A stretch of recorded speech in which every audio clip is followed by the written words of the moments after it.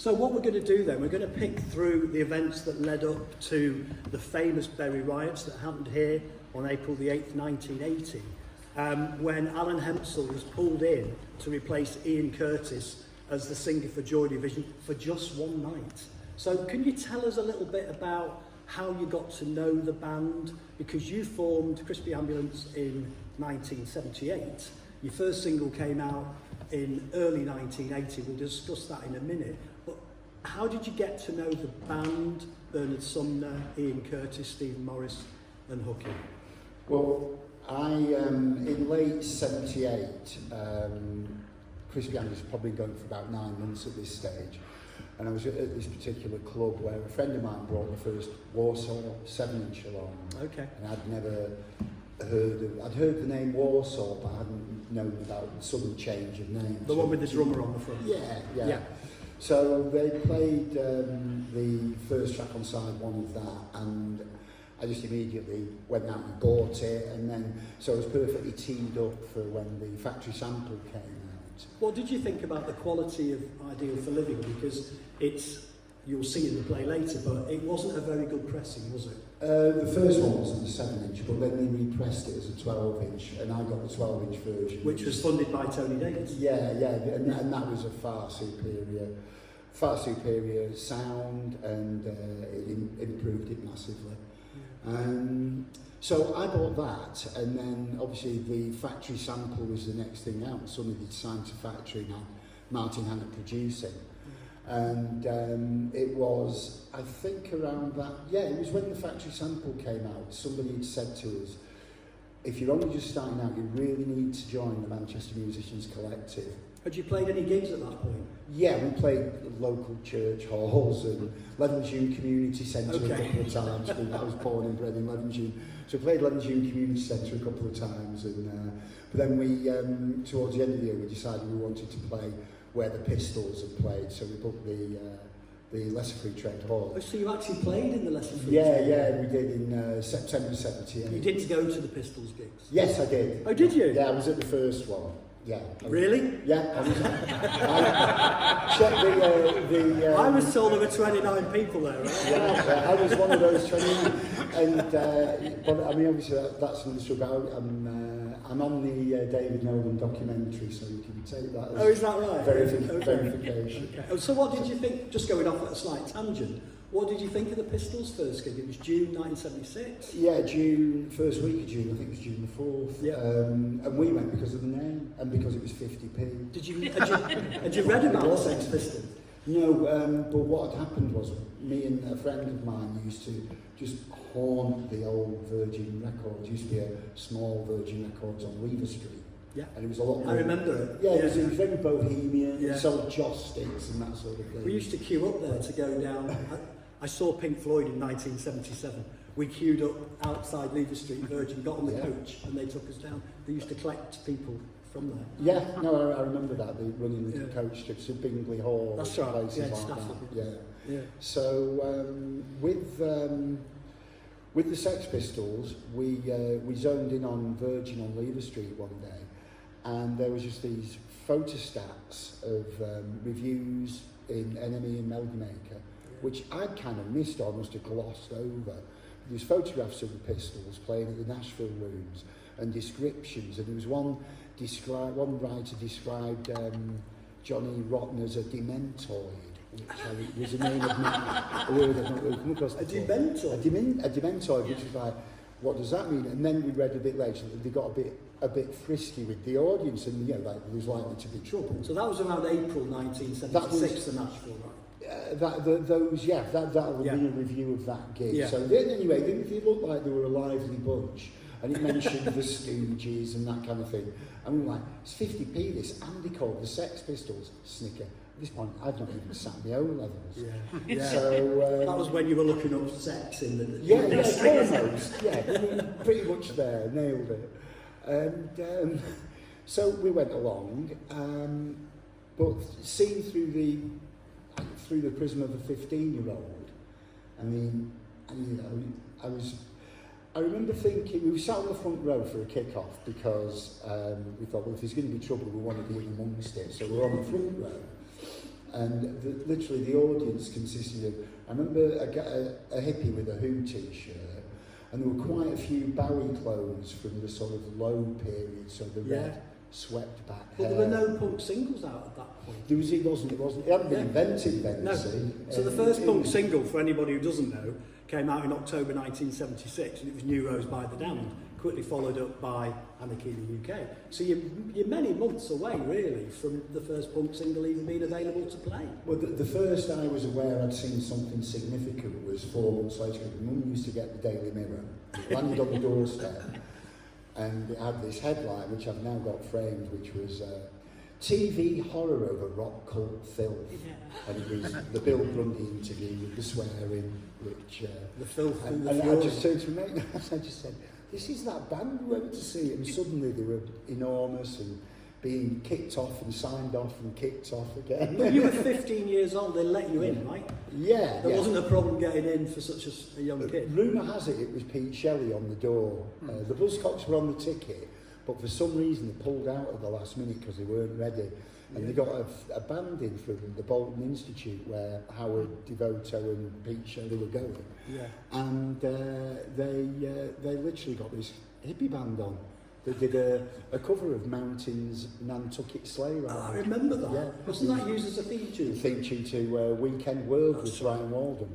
And then they played it note perfect. So they were pretty proggy, these guys. In no way a suitable support act. But you're going back to the days of, the early Electric Circus, when once again there were very few punk bands, and you'd get Motorhead playing, and you'd get, some folk rock band or something playing in between them. Yeah, you get Motorhead one week and Steel Eye Span the next. Yeah.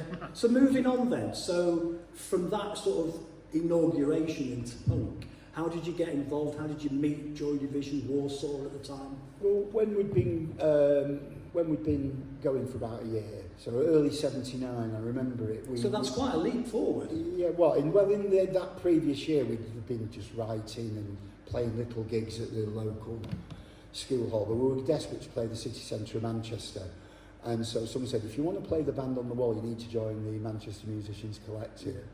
So that's what we did. And it was free to join, and they met once a week. It was either a Monday or a Tuesday night, but it was in the Sawyer's Arms on Deansgate. And the first one I walked into, I'll never forget it, they were on that raised bit at the side where you walk in at the front. But inside the Sawyer's Arms hasn't changed a bit. Yeah. You go through the side door, and then up there there's a raised bit, we're all sat up there. And literally there was Joy Division and Rob Gretton sat there, and on the other corner was Kay Carroll in the Fall. Kath Carroll, sorry. Yes, in the Fall. And so literally we were all squabbling over where we were going to play. And they seemed, it seemed a really nice scene. Within 2 months we had a gig on at the Band on the Wall. And then I went to see Joy Division at the Factory. And it was a Friday night, and the following day I was in Virgin Records, and Bernard walked in. So I just went up to him and said, great gig last night. And we just got talking. Yeah. Then it transpires, I'm telling him about how I felt about what they were playing. He asked if I was in the band, to which I replied yes, and when I told him the name, it turns out the whole band and Rob had seen us. And not only had they seen us at the Band on the Wall, they'd seen us with Rob, and they were like, we should get these guys involved. So as a support act? And I guess that Crispy Ambulance, as a name, which Tony Wilson famously said was the worst name for any band ever. This is true. This is true. It's quite a memorable name. It's like it's not like car seat headrest or it's been today. Let's just say it's been a blessing and a curse, but mostly a blessing. It does seem to capture people's imagination. I don't know. Yeah. Where did you get the name from? Graham Massey, who was later at 808 State, he thought it up. I was in a band with him before I formed Crispy Ambulance, which I got kicked out of for singing out of tune.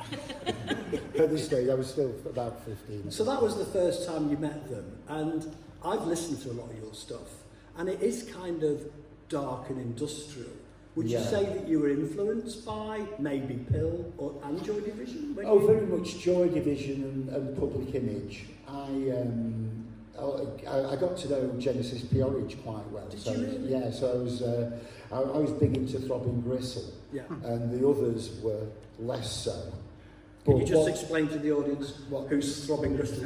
Do I really? Surely Throbbing Gristle need no introduction here. Formed in 1974. 75, Coup Transmissions started off as, and they did that famous ICA exhibition where I think... Their album, 20 Jazz Funk Greats, was none of the sort. It was screaming electronic, trust me. I thought that was a more accessible one, personally, but we can differ on that one. Yeah.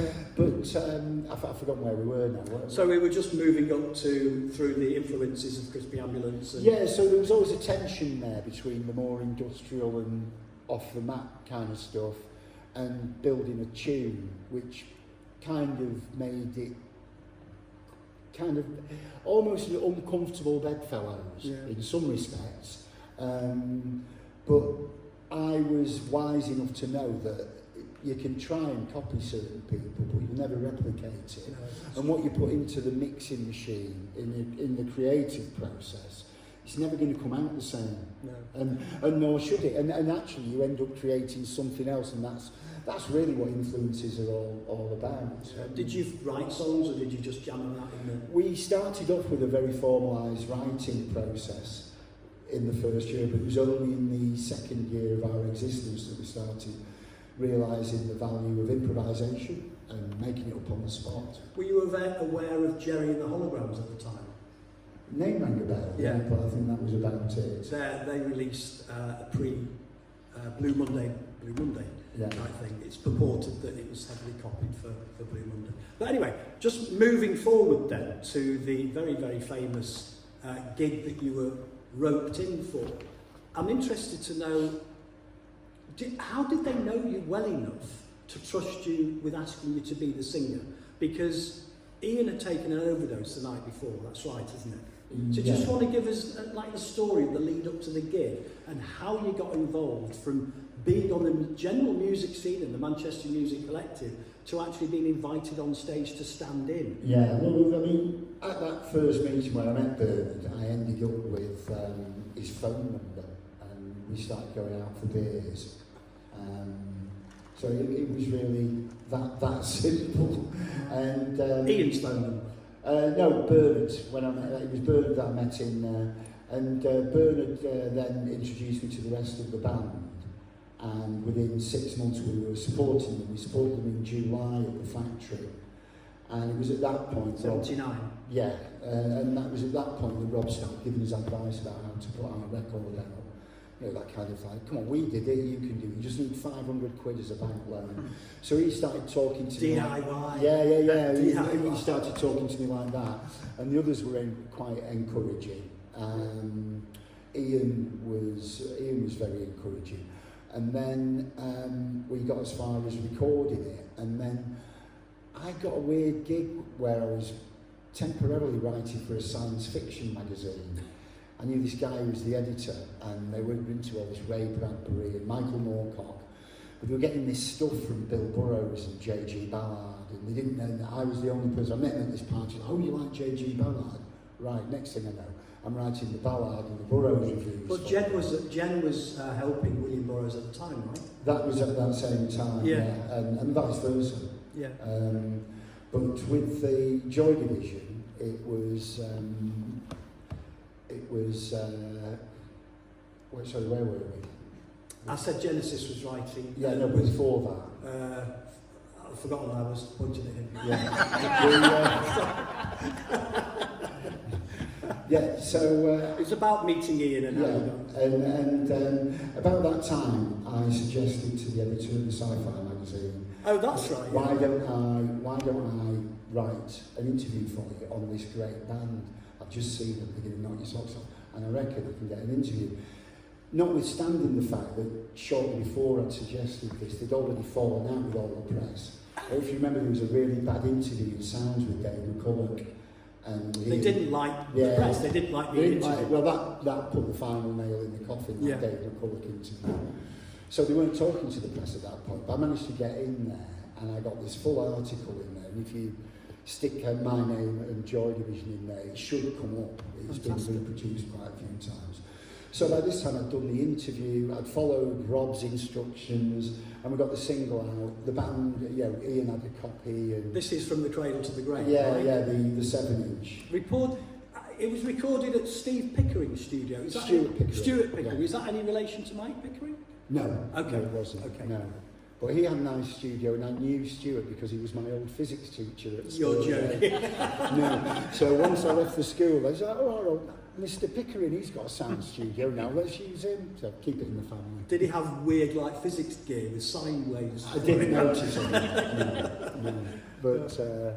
But so we recorded it and got it out. When did it come out? I know it was recorded It in came out February. it came out in the beginning of April. Oh, okay. End of March, beginning of April 1980. Yeah. So, and by that stage, you were going out all the time, and I'd been going around to ringing Rob up at the All Hours for advice on the new single. Was he supportive? It was great. And the whole band were. It was only later, when everything got written down in history, that I realised what was going on there, because in actual fact, there was a time when Warsaw were the skunk at the Manchester picnic, almost. Nobody liked them, they weren't getting gigs, there were unpleasant Nazi rumours and all this kind of stuff going around about them. And so they were a bit persona non grata. I think they felt that acutely. Aloof. And Were they aloof as a band? no, well, they just thought convinced of their own brilliantness and wanted to, who's that thing, like, this is great and everyone must hear it. But every story I read about Joy Division, it comes across in the play, is that they like to muck about. There's that famous story of Terry Mason taking they had a van and they bought an alarm for the van in case it got nicked. But Terry Mason took the alarm out of the van. The van got nicked, and he said, "What the fuck have you done?" He said, "Well, I've got the alarm. What are you doing with the alarm?" "Well, the van's been nicked." So there was various crazy stories that happened with the band. Yeah. And they used to play tricks on each other. And Bernard particularly was a practical joker. Yeah. But the whole thing about, just drawing back to the assistance thing, when they were that unpopular when they first started out, the Buzzcocks helped them immeasurably, as did Richard Boone. Richard Boone was at New Hormones, and New Hormones were... He came to our London show last I year. believe so. Yeah. And so they really poured a lot of love into them. And all that Joy Division wanted to do was do that for the other bands, and it was just them remembering how the Buzzcocks had helped them. That's great. So just let's move forward to the night of the gig. Yeah. Ian's taken an overdose the night before. I guess he's not feeling too great. Yeah. So will you tell us a story about what happened? Were you supporting them that night, or were you just in the audience? How did it happen? I was neither. Okay. I'd been out, and I came home I was living at my mum and dad's in Levenshulme, and the phone went, and it was Bernard from a payphone. And he said, we've got this gig in Bury, and it's pretty much sold out, and Ian doesn't feel too well. I was wondering if you'd like to play. So Was this early evening, or? No, it was about, I would say about 2 or 3 o'clock in the afternoon. Oh, okay. So they knew that he wasn't really well enough to go on stage? Well, they didn't tell me what had really happened, they just told me he was ill. Right. But I was in Levenshulme, so Bernard actually had to get in his car from here and come and pick me up. Right. And were you living nearby, just in Levenshulme? Well, I was living in Levenshulme, but he had to come from Bury. Yeah. He had to come because he was ringing from here. Yeah. But as I say, it was about mid-afternoon, and they'd seen a gig with the Stranglers some couple of months beforehand in London, and I think Hugh Cornwell had been locked up for the night. Was that because of the T-shirt? Yeah, I think there was something going on. He got locked up for the night and did this mash-up where they swapped singers and all of that. And somebody said, I know, let's do what the Stranglers did. And so Makes the perfect whole sense. thing, ring Simon Topping up from ACR, because he was an old friend. And so he got roped into it as well. And Bernard turned up at my front door about an hour later, and back I came.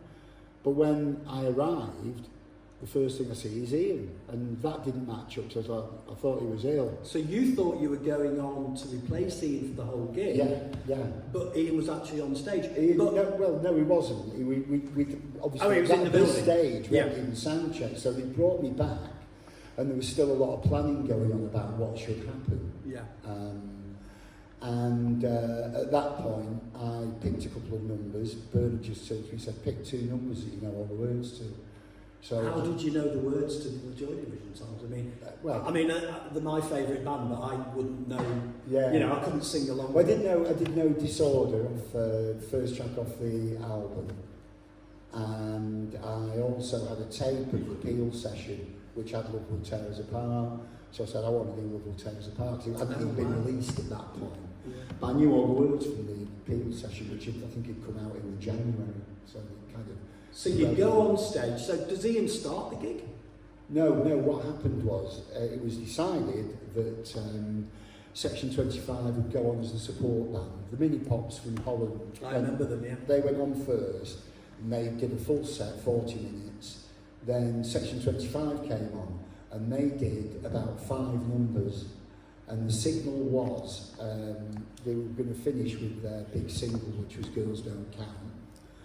They started Girls Don't Count, and that was our cue to walk on. So I walked on with Simon Toppin and Bernard, Nucky and Steve. And at that point, we had 2 people on the drums, both, and there was a mashup of both Section 25 and Joy Division and me. Oh, so right, so yeah, you were all and on we all stage. did Girls Don't Count. Right. We all did right. Girls Don't Count. Fantastic. And then as Girls Don't Count finishes, all of Section 25 they walk leave off. the stage. Simon Toppin walks off, and that just leaves me and the other 3. Whereupon we do Digital and Love Will Tear Us Apart. It was arranged that Ian would come on and do Decades and the Eternal. This is stuff that had been recorded but hadn't been released. So he said something along the lines that I'll do the 2 slow ones off the new album because that's all I feel up to. I feel a bit knackered, but I'll go on and I'll do those 2. So I walked off and Ian walked on. And obviously at the time I didn't realise what they were playing. It was obviously new stuff, but it was very slow. It transpired, it was the last 2 tracks on the as yet unreleased, Closer. Yeah. And so he did that, and then it was pre-arranged that we'd all come back on again, me, Simon, and anybody else who wanted to join in. So you know, the Section 25, the Section whole 25 all come back back on on stage. again. Ian's still on the stage? No, Ian goes yeah. off. Yeah. And then we do a version of Sister Ray by the Velvet Underground, okay. which I read it all ready volunteers. I don't know the words to this. So me and Simon did the backing vocals, of which we just made those up. And Larry from Section 25 did the lead vocal, and we finished off with Sister Ray. So why did it turn into a riot? Because I think what people were expecting was a separate set. There was a lot of confusion because we'd done a half and half. Section 25 did 20 minutes, and the Joy Division mashup did 20 minutes. And I think people, because of the swapping, some people actually thought I was Ian on the night. Some people thought Ian was Ian, but people were confused. And at that stage... So really, they'd come to see Joy Division, yeah. and they got a mess. Yeah, and at that point they were just getting... They'd had a couple of front covers in the NME and stuff, and the new album was coming out, and you could tell that something big was going to happen with this band. They'd been bubbling under for ages, they'd got past the cult bit, and it was right there, everything. And but a lot of people still didn't know what they looked like. A lot of people were seeing them for the first time. This gig was between the 2 gigs at Bowden Social Club. I believe March. so. So March at Bowden Social Club, and then back in May. Yeah. So this was in the middle, this was in the April. Correct. So Ian was kind of sort of going downhill at that stage in terms of the epilepsy and everything. He was... Did you see any of those attacks? No, it's funny. They really, everybody was really good at covering up the details and the problems, and they were all so single-mindedly focused, and they were working so hard. They gave up their day jobs and lived on toenail clippings and puddle water. Yeah, I mean, they really took a cut in salary there and stopped the boring day jobs. And for a while, it was a real struggle for them. Yeah. And Rob was trying to bail them out wherever possible. Rob was obviously present at the gig, Yeah. and there's one or two photographs, I don't know if you saw the one before, but it's really kicking off. Yeah. I mean, Yeah. properly kicking off. Yeah. So this was laid out slightly differently. You've got steps going up. Is this going up the back here without I think roofs? that's some kind of stripy carpet, that I reckon. Oh, is it? Yeah.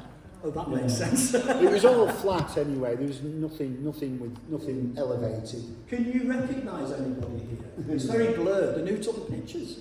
Again, I don't know. They were part of an exhibition. And the one with the blood stains on the denim jacket. Is it possible to go back to the previous one, Steve? Is that possible? That's, Yeah, what's going on here? no, there's another one with the denim jacket. That's section 25. Oh, okay. And that's Paul, so that's actually section 25 set. So this before it all kicked yeah, off? this is well before we Yeah. come on. So they're not exactly Kevin Cummins quality, are they? yeah. I mean, it should be great if nobody carried cameras in those days. I mean, to get images of such an iconic... Do you want to go forward, please, Steve? We should count ourselves lucky. Yeah. But Twinny's the one with the blood on the back of his jacket, and Yeah.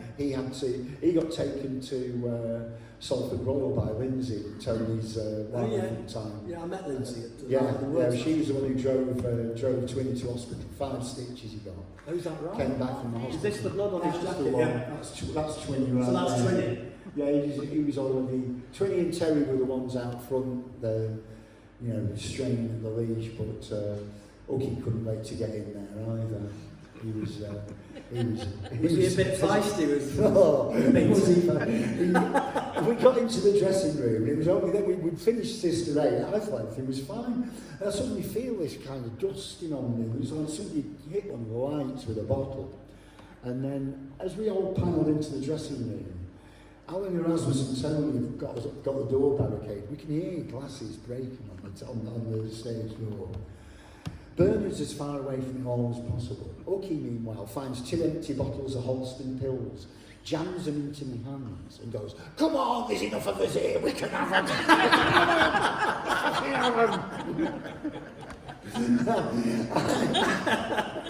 That really makes me laugh because... You can imagine my dilemma as an invited guest. So I came out with I put the bottles to one side. If I'm getting involved in a fight, I'm not using these. I came out onto the stage, it was covered in broken glass. They'd got organised by this stage. There was just a row of empty glass receptacles on the floor. They were systematically bending down, pick up, throw. Throwing them at the stage? Pick up, yeah, throw. And Tony's got Hooky by the waist on the stage, dragging him. No, look, it's not worth it. Look, he's dragging him round as he's got his legs locked like that. I should imagine that Tony wasn't much of a fighter. No, he was running in the opposite direction. Yeah. As we're obviously Bernard and Stephen were on my side of you. I can imagine Steve kind of just crawling slowly off the stage. Yeah. But anyway, the whole thing was a pig's ear in shambles. And did anybody get seriously hurt? I think, as far as I know, Twinny was one of the... I don't know anybody else who went to hospital. But I didn't meet any people who were in the audience. Apparently Mark Hoyle from Dub Sex was in the crowd that night. Yeah. And he's in his book. Yes. Yeah. And I only found that out recently. Yeah. He just brought a book out, hasn't he? Yeah, very good as well. Yeah. Worth a read. I think there's one more, isn't there, Steve? Oh, okay. What's this all about? Oh, that's me at the Melkweg in Amsterdam, January 1982. It was our one big factory European tour. Right. And there's one more of the set list, isn't there, Steve? There isn't. Okay.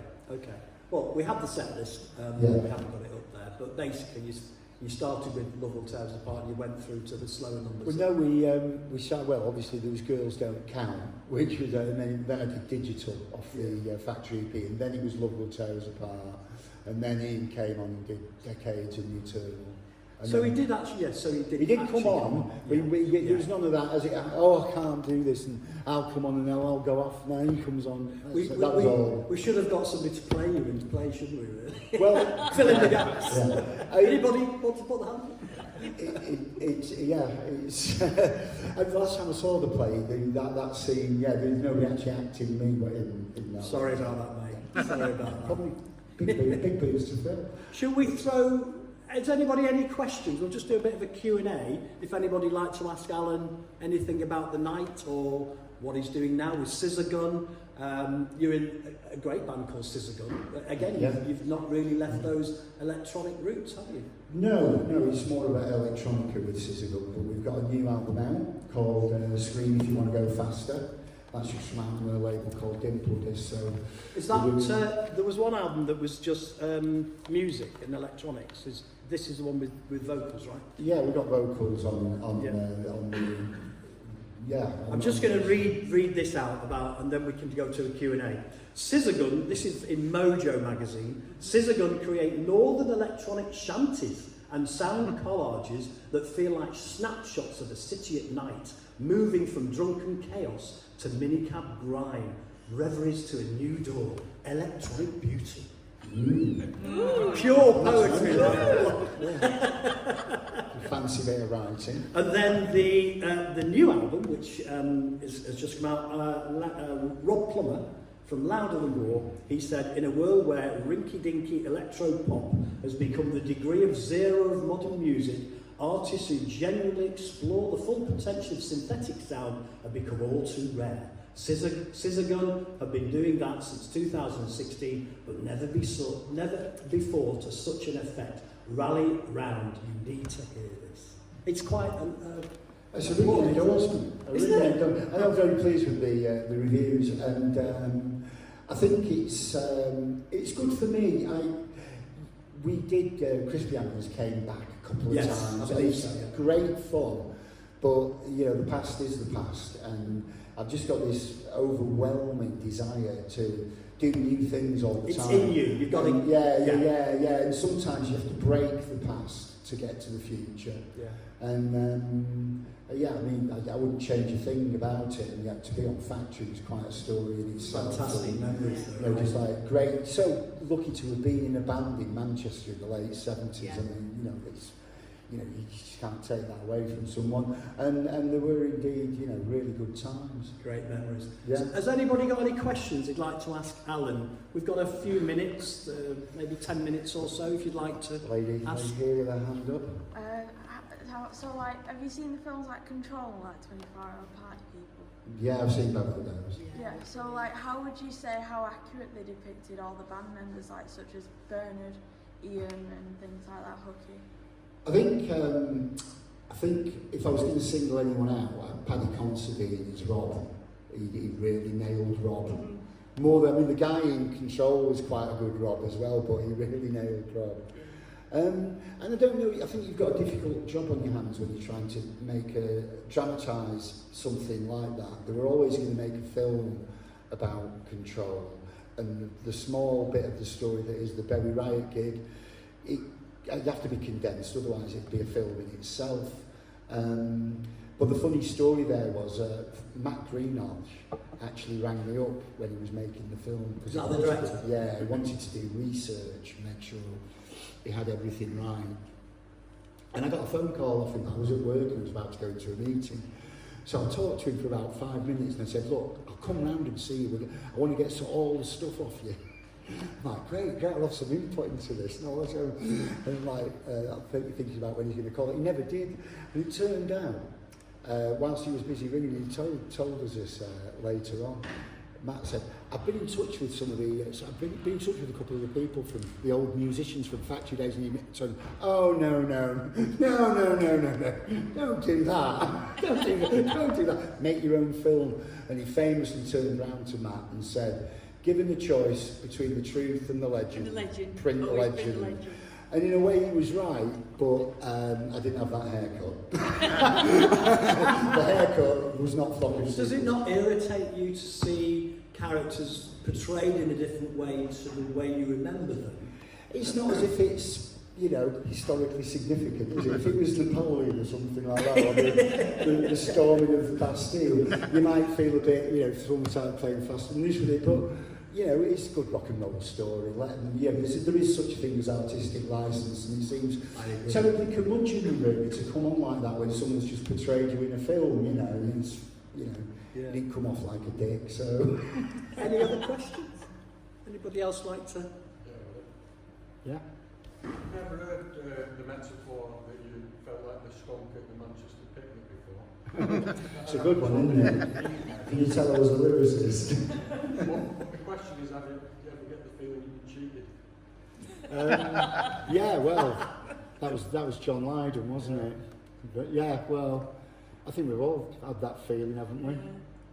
One way or another. I've not been in the industry. Pardon? I've not been in that industry. What, the music industry?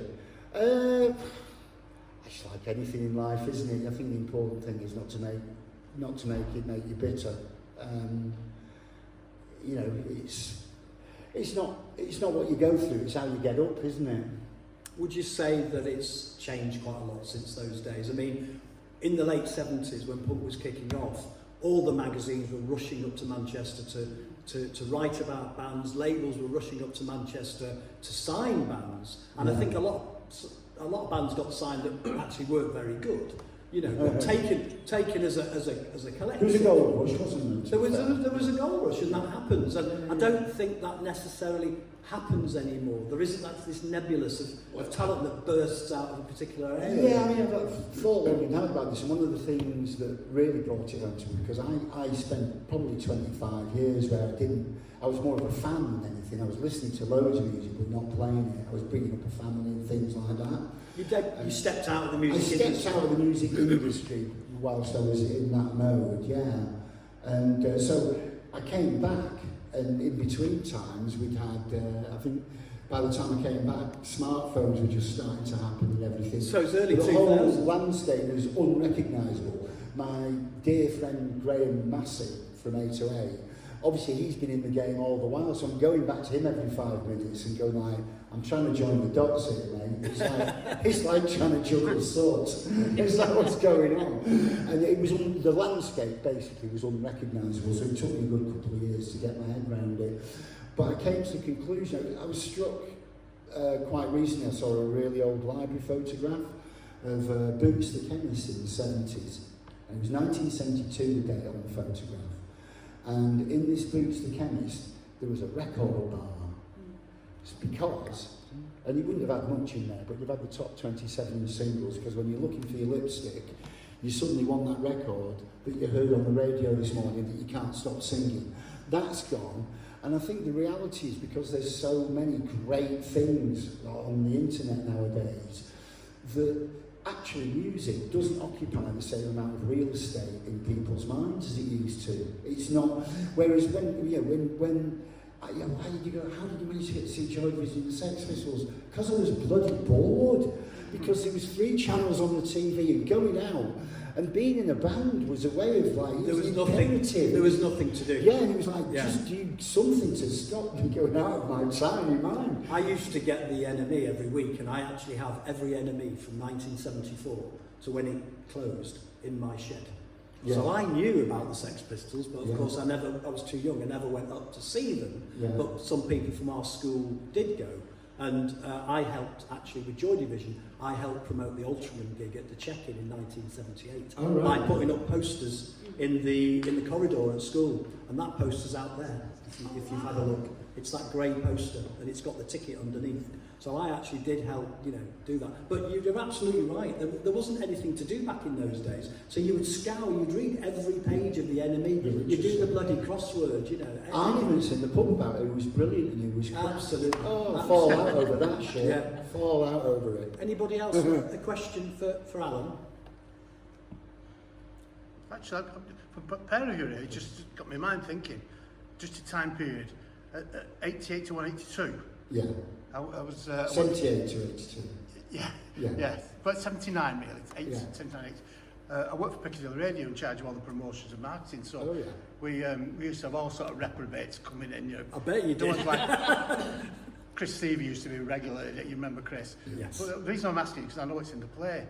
There's one guy who used to come all the time, Derek Bramwood. Oh yes, yes. Now Derek was always pushing something, mainly Sad Cafe, but he always used to talk about this guy. I've never heard of him before, never heard of him since, and as one of you lads ever heard him, he used to say he's the greatest thing, he's the next Springsteen. Yeah, a lad, I'm going to say I've never heard of him, called Mike King. So Mike King died. Was he any good? He died about 6 months ago. Yeah, if that. Yeah. Oh, so you had plenty of time then if he was any I good. didn't know him. recent. I've had a beer Was he with any him, good? met him, yeah.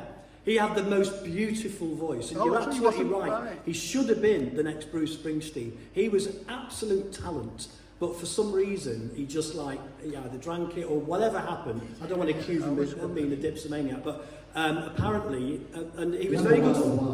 One of my best friends is David Gleave, who's a Manchester photographer, and he plays in a band called Gustafsson and also plays in the Removal Men. Does anybody know the Removal Men, a big blues band? And he was really good mates with Mike King, and he said he had the voice of an angel. He nearly got signed by RCA, he nearly got signed. He was this nearly man of rock, you know, he should have been Paul Young or the other Paul Young, who's similarly passed away about 20 odd years ago. But yes, I remember Mike King. So he was good then? I've had a beer with Mike, he was a really nice guy. Yeah. There's Spider Mike, that's a different Spider-Man King. He's a Spider-Man scary King, that's the guy, yeah. Yeah, he used to be on quite a lot of the early Factory Flyers, but he'd been around since way back when I remember him from the late Well, 70s. Derek was him anyway. Yeah. I remember that.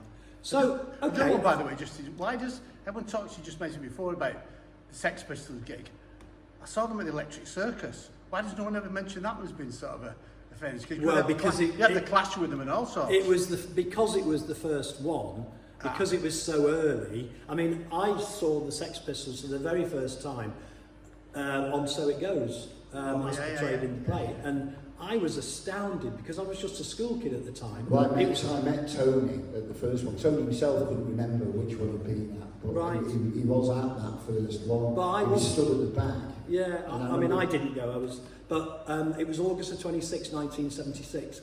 I was watching telly. Clive James was on. Oh, right. There was a band called Bowles Brothers, and one of the singers went on to be in Rock Follies. Right. And then there was an Italian types electronic band, a bit like PFM, if you remember PFM.